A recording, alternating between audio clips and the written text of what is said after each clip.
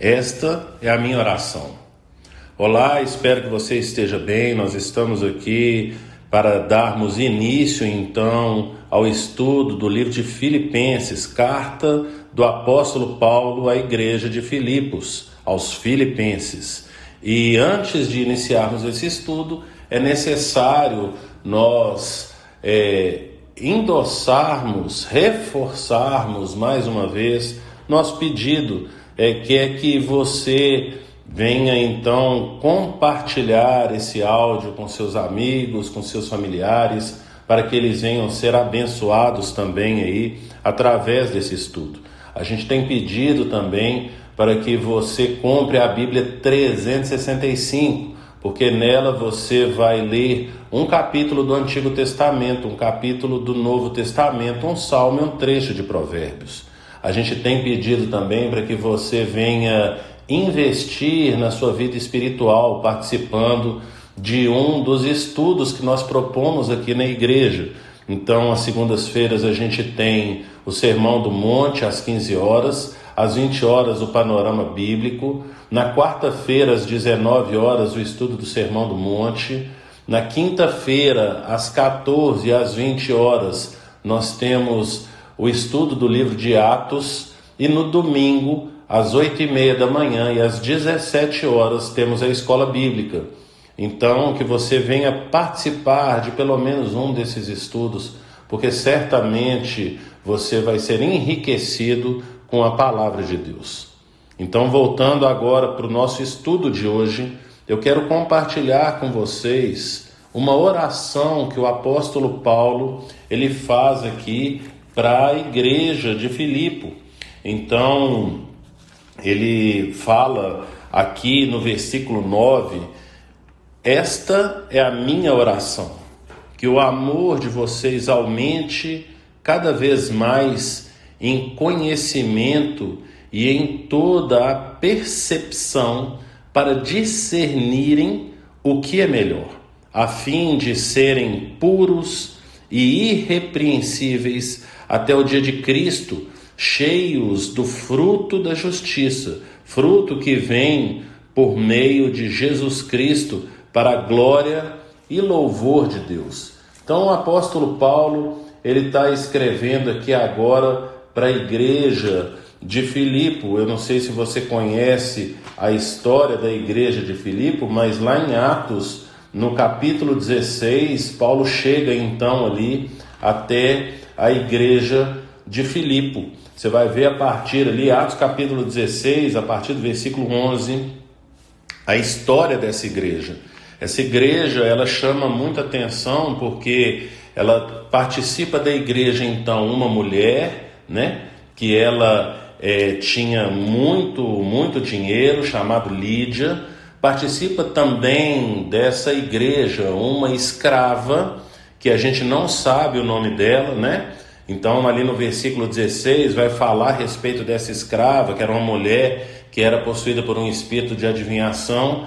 Então, essa mulher também se converte e participa dessa igreja, e também ali do carcereiro, né? Que estava ali, então, cuidando de Paulo. Então, a igreja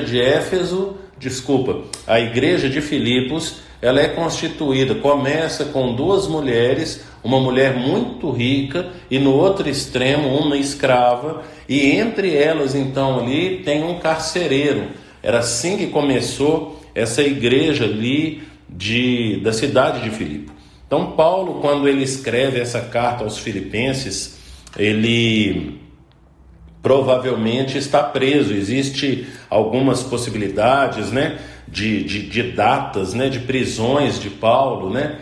O pessoal fala às vezes que a prisão ali de Cesareia, que é um período onde ele fica preso ali cerca de 2 anos, né, antes de ir para Roma, mas a gente entende, então os estudiosos entendem que essa é aquela prisão de Paulo, quando ele está preso ali, alugou uma casa. Você vai ver essa história então em Atos capítulo 28, o último versículo, né? Então é o último versículo do livro de Atos, onde Paulo então está numa prisão domiciliar e dali ele escreve as cartas.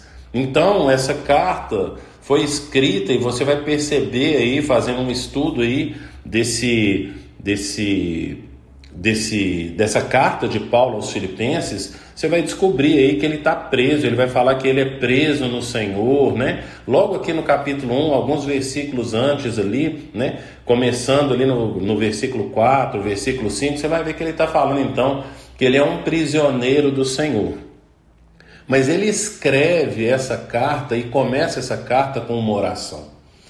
E isso chama a nossa atenção para algumas coisas, porque nós sabemos que a forma como Deus resolveu agir nesse mundo é através da oração.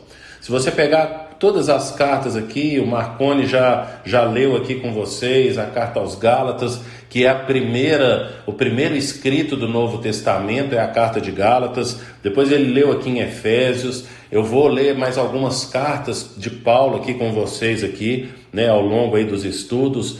E se você abrir cada uma dessas cartas, você vai ver o quanto Paulo ora pelas igrejas.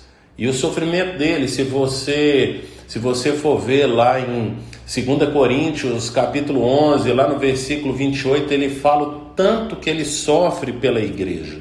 O sofrimento dele, ele fala que o sofrimento que ele tem pela igreja não se compara nem com os naufrágios, nem com os açoites que ele recebeu. Leia lá 2 Coríntios capítulo 11, do versículo 24 até o 28, e você vai ver os sofrimentos de Paulo, mas ele fala do apreço dele pela igreja, do sentimento que ele tem pela igreja.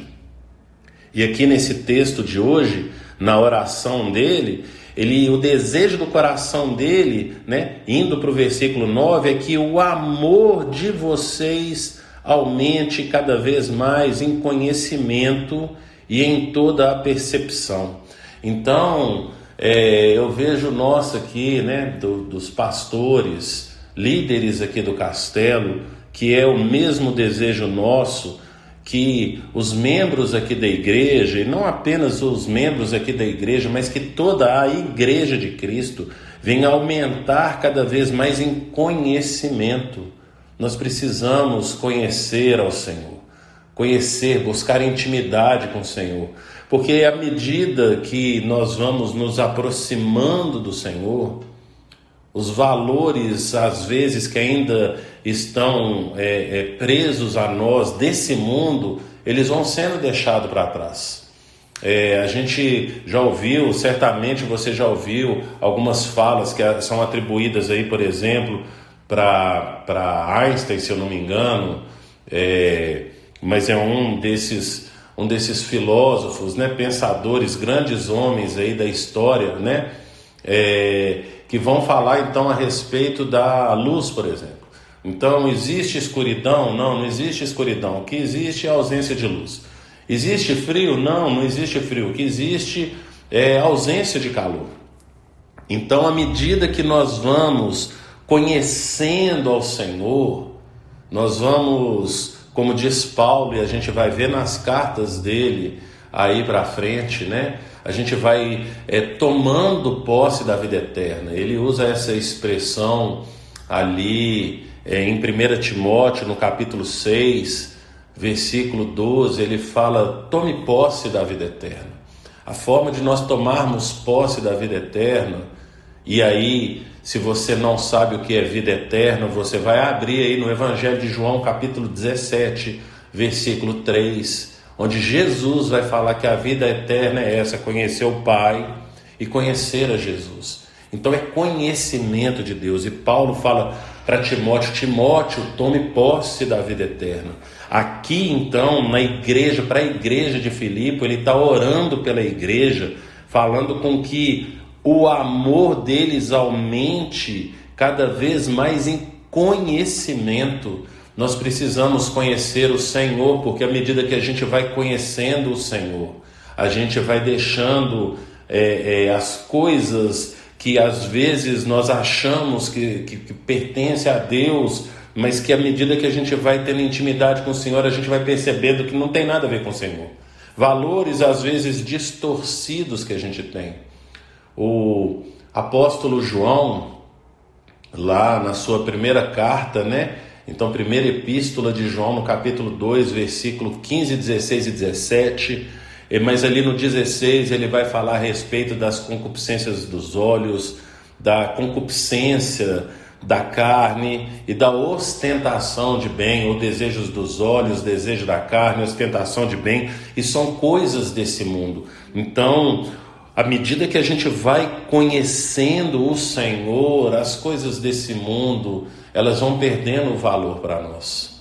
A gente vai trocando as coisas desse mundo por aquilo que realmente vale a pena, por aquilo que a gente vai levar para a eternidade. Se tem algo que você leva desse mundo para a eternidade, é esse conhecimento do Senhor. Por isso que o apóstolo Paulo fala, tome posse da vida eterna. E então aqui ele ora pela igreja. E a oração nossa, então, como eu tinha falado aqui, dos pastores e líderes, é que a nossa igreja, a igreja do Senhor, nós começando aqui no Castelo, que essa igreja venha conhecer, venha conhecer o Senhor, venha crescer em conhecimento, em amor, para que, como está falando ali no final do versículo 10, para que a gente venha ser puro, irrepreensível até a volta de Cristo, para que o Senhor venha encontrar a igreja dele imaculada, sem mácula, sem defeito, sem sujeira, que ele venha encontrar essa igreja perfeita, e no versículo 11, cheio do fruto da justiça.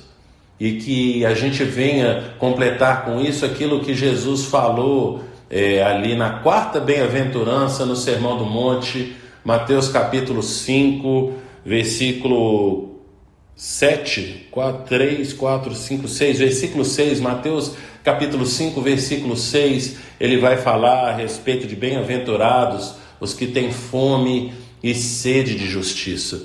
Que a gente venha ter essa fome e sede de justiça, que nós venhamos então buscar esse conhecimento no Senhor, crescendo em amor, e que a gente possa então viver o melhor de Deus, melhor do Senhor, para as nossas vidas como indivíduos, como família, como igreja, para o louvor do nome do nosso Deus. Essa é a minha oração, essa é a nossa oração aqui do Castelo, e que o Senhor te abençoe.